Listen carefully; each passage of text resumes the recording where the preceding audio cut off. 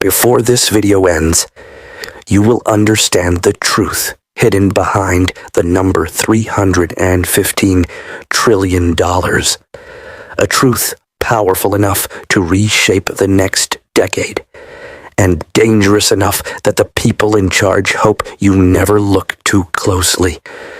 Because $315 trillion is not debt.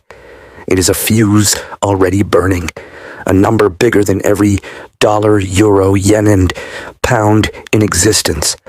Bigger than every company on Earth, bigger than every government combined, and yet somehow still growing. We are living inside a global experiment, one recession away from a chain reaction that resets everything: the markets, the currencies, the power structure of the world. But what if the collapse isn't the problem?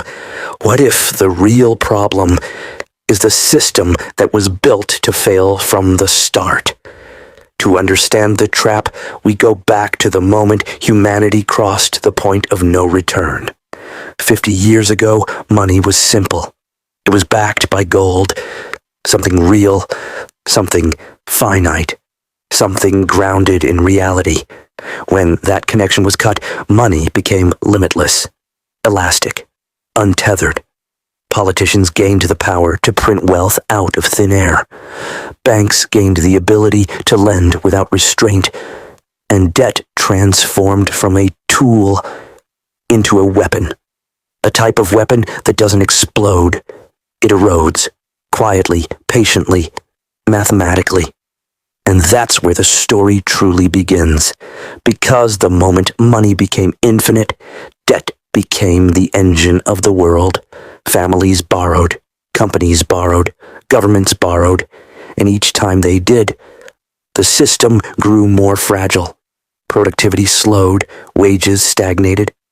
But debt exploded. Why? Because debt became the easiest shortcut to power. You could grow an economy without building anything. You could win elections without fixing anything. You could keep markets rising as long as you borrowed more tomorrow than you borrowed today. But the system had a flaw, a fatal one. Debt began growing 4 times faster than actual economic output. Think about that. Imagine running a household where your income rises slowly, but your borrowing skyrockets every year. You can pretend everything is fine. You can pay one loan with another. You can maintain the illusion for a while. But eventually, the numbers win. And that is exactly what is happening at the global level today. Governments borrow just to survive one more year. Corporations borrow to avoid falling behind competitors.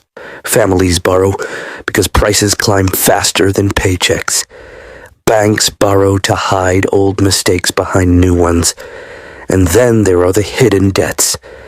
The off-the-books derivatives, swaps, obligations, and guarantees that never appear on official reports. A shadow world of contracts, a spider web hundreds of trillions in size, a structure so fragile that a single shock could bring the entire system down. For decades, central banks tried to delay the inevitable. Each crisis demanded more borrowing. 2008, the cure was debt. 2020, the cure was debt. 2023, the cure was still debt. But every cure had a side effect. It made the system weaker. Every time we avoided a collapse, we guaranteed a larger one in the future. And now, for the first time, the entire world is synchronized. Everyone is drowning at the same time. Everyone is over-leveraged. Everyone is overexposed. Everyone is playing the same dangerous game. This is not one country's crisis, not one government's mistake, not one industry's failure. It is a global design flaw, and we are approaching the moment where, the flaw becomes impossible to cover. So what happens in the next recession? Not 10 years from now, not 50. The next one. Here's the chain reaction. Corporations begin to default, not slowly, instantly. When profits shrink, the most fragile companies collapse first. The ones built on cheap borrowing, the ones that survived only by refinancing old debts with new ones. Then households break, because one lost job, one spike in prices, one unexpected emergency pushes millions into crisis at the same time. Then governments panic. They call emergency meetings, release statements, promise stability, but the markets see through it. Confidence evaporates. Banks freeze withdrawals, not because they want to, but because they must. Markets plunge. Investors run for safety. Bond yields spike. Currencies lose value, and debt becomes impossible to repay. The bubble bursts, and the silence that follows is the beginning of the reset. A global system collapsing does not look like explosions. It looks like emptiness, quiet, stillness. It looks like cities waking up to a reality where the old rules stop working. But collapses also create new beginnings. People rebuild, small businesses rise, communities reform, economies rewire themselves around what truly matters. Innovation accelerates, waste disappears, and power shifts in ways only visible in hindsight. Every reset in history created winners and losers, but the winners were never the strongest, never the richest, never the smartest.